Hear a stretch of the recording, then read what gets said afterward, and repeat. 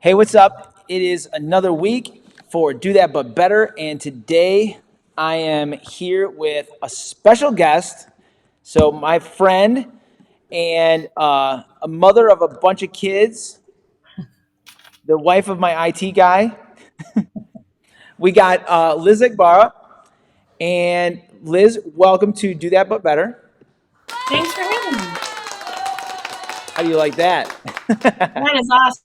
Yeah. So we are going to be doing a 24-hour charity event. So it's going to be 24 workouts in 24 hours where people can come and so have a little fun with little team workouts. But we are doing this with in conjunction with South Suburban Pads, and you have been our contact. And so, Liz, tell me, number one, actually, just give me a little bit about you. So, number one, are you from around here? I am. I Did you grew grow up out up there? in Park Forest. Okay, Yep, I grew up in Park Forest and went to St. Lawrence O'Toole in Matson and cool. then Marian Catholic in Chicago Heights. Sweet, awesome. And so, so you have been around here uh, Yeah, a long a time. long Cool. time. And now, how did you get involved with pads? Because you're a math nerd, right? I'm a math nerd. Yeah, my background in education is mathematics. I have a degree in math and a degree in classical languages. Oh, So, really? yeah, super weird, random. Wait, Um, so actually, tell me about that. What does that entail? Like, Latin, learning okay, Latin, translating Latin, reading Latin, really? learning about ancient Roman history. What Yeah, got you into that? just really enjoying language and the basis of so many languages, Romance languages. Is Latin and Greek, Yeah, and so learning that really as you're traveling the world, even if you don't fully know the language, there's so much that you can pick up on and learn about. So that's cool. um, Do you know any yeah, other it's really languages? for fun. Do you speak A any little, other? What do you wait? What do you speak? little Spanish, just a little bit of Spanish. Okay, cool. Well, that's super awesome. I did not know that about you. But Yeah, all right. So yeah. yeah, how did you get involved with the pad shelter? So my grade school was a pad site, Okay. and on Friday afternoons, the teachers would bring us to the school kitchen, and we would prepare dinner. And if our parents were willing and able, we could go to shelter that night. We hosted a Friday night shelter, and we could serve our homeless guests.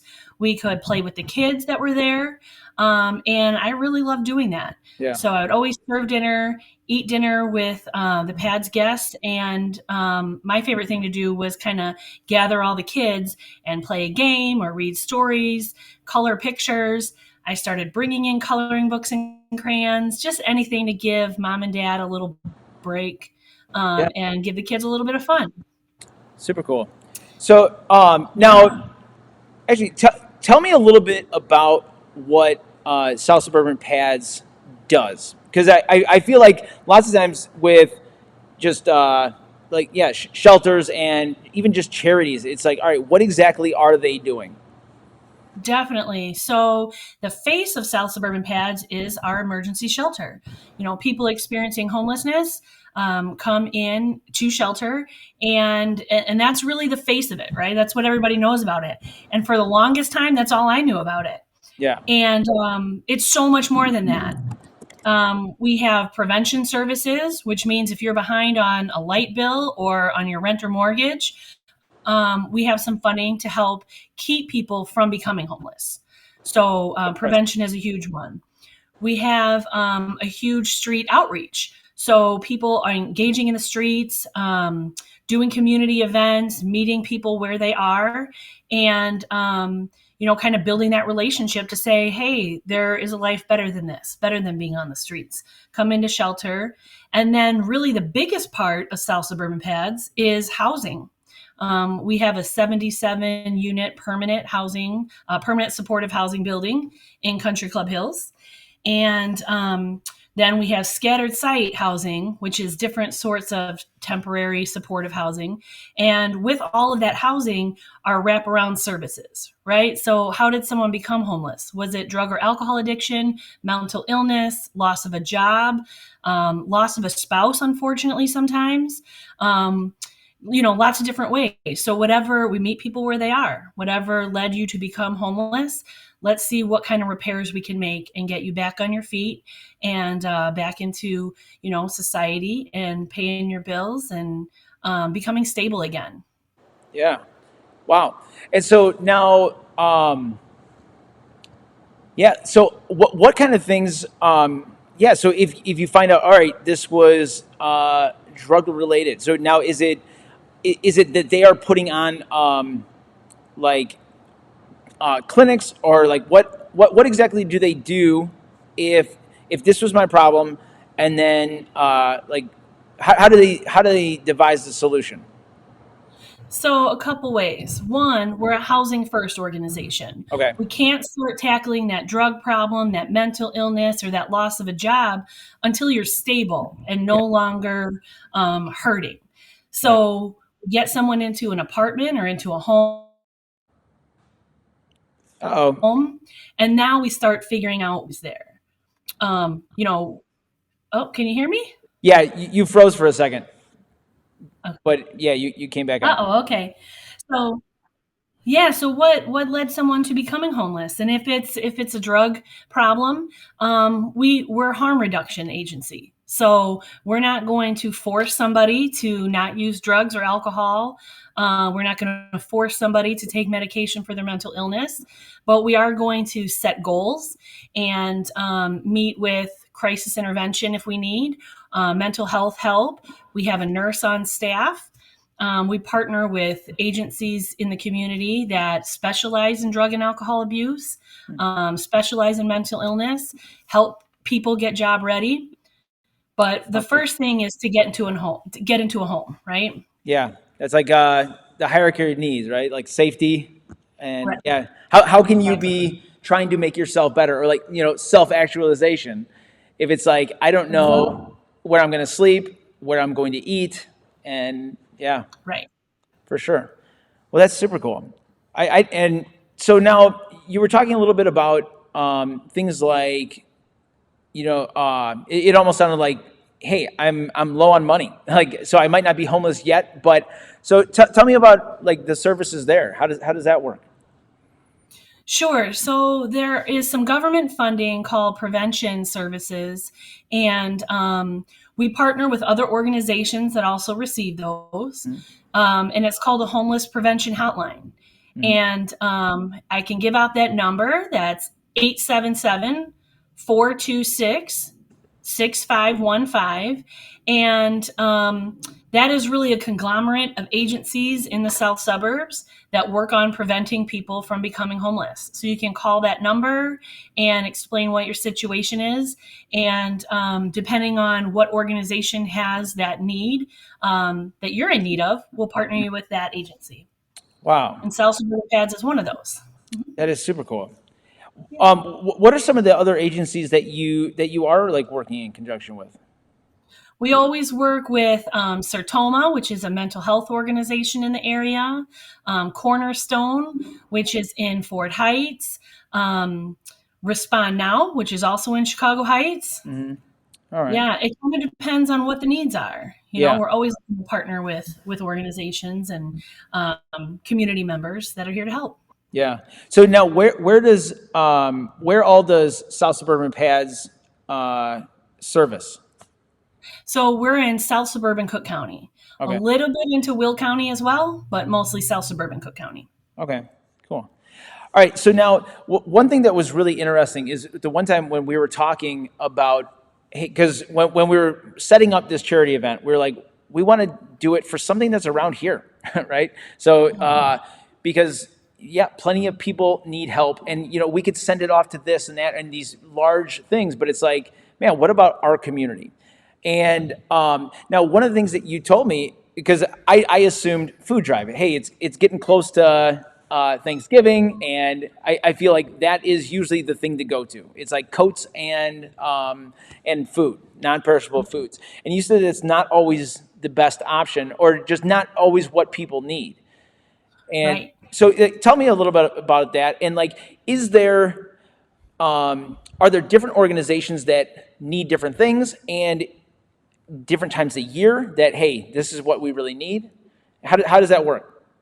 Definitely. So I definitely encourage people to, especially with small organizations, check out their Facebook page, get involved. There's always a volunteer coordinator or someone in the office who's kind of in charge of setting up different drives or events. You have to reach out. It's really hard for us small organizations to get the big word out, we're coming into a giving season, right? November and December are generally like the most charitable times of the year. People Mhm. feel good, and want to give back, which is an awesome thing. But sometimes we get overloaded. Sometimes, someone donating 200 hats, while it's awesome, we already need hats. People need hats right now. It's really cold today. Yeah. So I always encourage people, start early, think early. Whenever you need a hat, that's when someone in need needs a hat as well. Okay. But you have to reach out. So there are lots of different things sometimes people don't think of. Something simple that I started doing before I started working at Pads was just pick up a couple $5 gift cards for McDonald's, for Dunkin', for Starbucks, anywhere that you can get some pretty inexpensive food or a warm beverage. That empowers people to act just like you or me. Walk in the front door, pay for something, and sit down and eat it and stay warm and out of the elements. That's really huge for someone experiencing homelessness, because oftentimes people experiencing homelessness aren't looked at like you and I are, when in fact, they're just like you and me. They look the same. They speak the same language. They pray to the same gods. Yeah. They put their shoes on one foot at a time, just like you and I do. Yeah. So, but society doesn't always treat them that way. So that not only provides something for them to eat and an opportunity to get out of the elements, but also that dignity and respect of being able to walk into an establishment and pay for something themselves. Yeah. That's super cool. Now, does Pads have a general drop off spot or something like that? So we have a volunteer coordinator, and her information is on our website at www.sspads.org. And I'm the philanthropy manager, so I'm a great contact as well. We always work with our housing department, our shelter team, and our street outreach to kind of find out what are people's needs at any given time, and try to provide those to each of those heads of the organizations within Pads. Mhm. That's super cool. Um, yeah. So what? Let's see. We got. Um, yeah. So all right. So right now, obviously, having now, why? I feel like you told me that like food is not always the best option. Is that right? Yeah, sometimes. So food at the right time is always the best option. Okay. If you want to prepare a meal, that has to be scheduled, because we have to make sure that our shelter guests are eating 3 meals a day every single day. So right now, there's a huge influx of people calling and saying, "Hey, we want to make a turkey, or we want to donate a turkey." And sometimes it's kind of funny in shelter, the guests will start saying like, "Oh no, not turkey again in November." Yeah. Or during the 4th of July, oh my gosh, not another hot dog, Right. So sometimes thinking outside the box, Okay. or thinking about the off seasons too, right? January comes and there's no turkey. no one's no Right. one's wanting to bring that over. So food is great. It just has to be done at the right time. Gotcha. Yeah, I guess now that I think of it, I mean, how many people are donating food when, yeah, in July or something like that? Because, yeah, I would only think around Thanksgiving, Christmas, and Yep. I mean, I would say I don't think about giving until those seasons. Right. So it's like, yeah, you got 2 months where it's like, here you go, and you get tons of cranberry sauce and stuffing, and it's like, oh my crap, what am I like? I'm gonna have to make this last for the rest of the year because you can't just feed somebody cranberry sauce for months, you know? Exactly. Yeah. Exactly. Oh man, that's it. Um, that's why, and it's something I had to learn as well. Reach out to the organization first. It's great to have an idea in your mind, like, hey, maybe I could serve Thanksgiving dinner. But instead of approaching an organization and saying, hey, I want to do Thanksgiving dinner, say, hey, what are your needs? I really want to help. Because at the end of the day, Thanksgiving dinner is very exciting. It's so much fun to plan. Oh, you froze. Ultimate goal is to help. Yeah, What do we want to give? you're back. Where did I leave off? You're like planning Thanksgiving dinner. Planning Thanksgiving is really fun. Yeah, But the real goal is to provide a need, right, in your community. yeah. And so my suggestion is to reach out and say, hey, what are your needs right now? Is it a Thanksgiving dinner or is it a hygiene kit so people can brush? Yeah. Now, yeah, like so helping. So yeah, serving food. You said that that you guys are putting on 3 meals a day, and so um now is that in the same place every like all 3 meals, or like are because you have multiple shelters? Is it all in? Hey, this is where everybody eats, but hey, they're staying over here, or how does that work? Yeah, so COVID has changed the game a lot. Okay. Right now, our emergency shelter is in the same location. Okay. We're at a motel in Harvey right now. Okay. That keeps everybody safe, right? We're not all sleeping in one big room on a gym floor. Yeah. So everyone is in different motel room at the same motel so that we're able to provide meals and those same services that we were talking about, mental health help, physical health, things like that. So for shelter, food is all in the same area. However, people in our supportive housing areas, they're also in need of those same services. So sometimes they're in need of food. We actually, at our permanent supportive housing building, we have a chef who comes in and teaches people how to cook again. When you're on the streets for a little while, you might forget how to make a taco. Yeah. So he can, help people with their link card. How much money do you have? Oftentimes, link sounds really great to those of us who can pay all of our bills, right? Mhm. But people who are really in need of that money, it's a big stretch, and it doesn't cover everything you need. So there's always opportunities to give either canned food or donate things like turkeys, chickens, hams, any kind of food to the wellness center, to our scattered site housing. And that goes really through the distribution of our chef because he'll teach everyone how to make those things. That's super cool. Now, what about like health? So, is it like soup kitchen where hey, I need like a bunch of people serving food and cleaning up, or what kind of things can you besides donating food can you do to help out with that? Yeah. So again, COVID's made it a little difficult. Usually we would always be asking for like that soup kitchen style. Mhm. I always tell people, serve our guests what you serve in your own home, right? Mhm. So I'm not really a big frozen food person. I'm not buying a big bunch of junk to feed, but a really nice pot of chili helps keep people warm. Some cornbread with that. Those are like really good meals you can make. Yeah. Right now, we're very scheduled and we're really limiting our numbers of volunteer in person, but Mhm. hopefully that's going to change soon. We're really hoping by the spring we'll be able to invite our volunteers back. But we want to keep you guys safe and we want to keep our guests safe. Most of our guests don't have the same access to healthcare that you and I do, should they become sick with anything. So it's really important to keep, even just cold and flu season, kind of keep that stuff down. But if you'd like to come volunteer, we will make space for that. We love that. We love to have people engaging. I think that's really wonderful. We just have everyone wear a mask and either gloves or hand sanitize when they come in the building. Mhm. But yeah, lots of opportunities. That's super cool. Yeah, that's got to be pretty hard. It's like, hey, we need help, and it's like, but you can't. Right.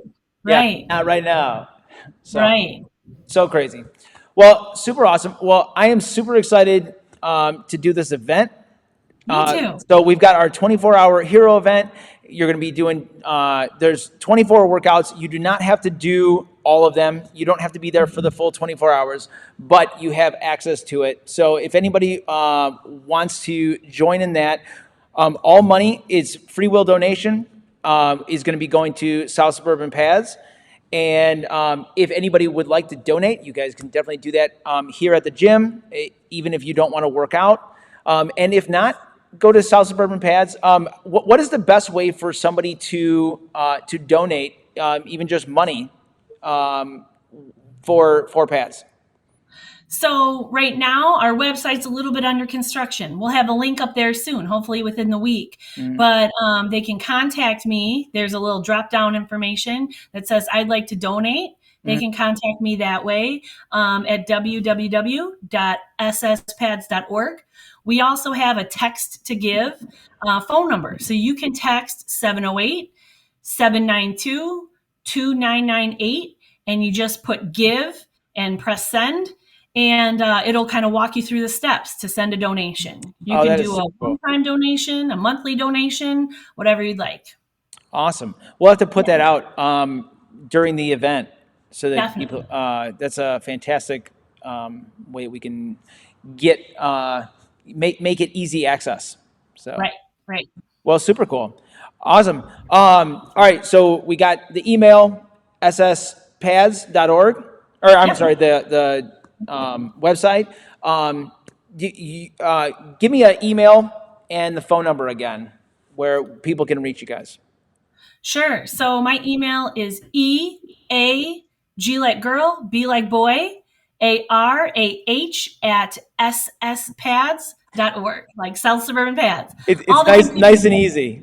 Yeah. Right. Yep. Right. And our text to give is 708-792-2998. And you just type give and press enter. It'll walk you through. Real easy.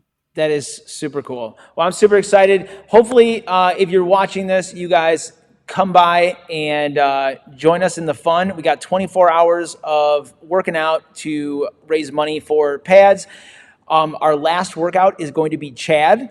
So we're going to be doing 1,000 step-ups for time. And so we really want to get a bunch of people out there for that to close it all off. So that'll be at 7 a.m. on November 14th to close it up. So it starts November 13th at 8 a.m., ends November 14th at 8 a.m. So hope you guys will see you out there, and hopefully we have some people that are just coming in, and maybe some volunteers or whatever. That'd be awesome. Thanks so much for having me. Awesome. Liz, thank you so much, and we will see you guys next week at 12 o'clock for Do That But Better. See you later.